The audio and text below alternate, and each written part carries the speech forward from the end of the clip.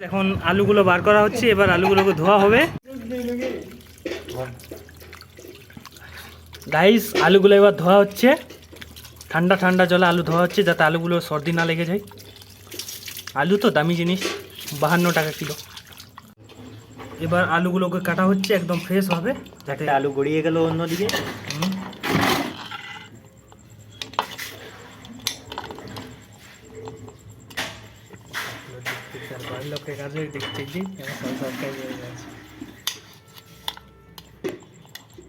ওকে plus plus plus বন্ধ কর বন্ধ।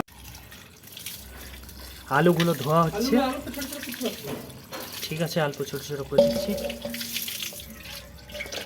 এখানে আরেকটা থাল ধোয়া হচ্ছে, এটাতে আটা সানা হবে।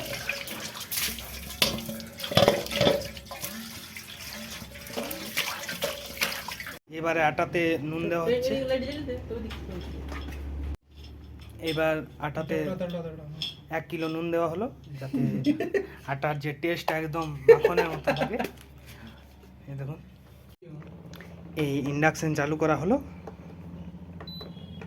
এরর দেখাচ্ছে যদিও। এবার এটাতে আলুটা চাপিয়ে দিলাম, 11-1200-তে রেখে দিলাম, আলু সিদ্ধ হোক। Bye bye. 1.5 কিলো আটা থাসা চলছে এখানে।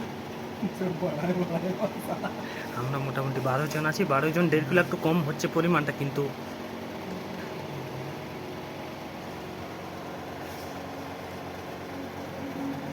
আটা সানা কমপ্লিট।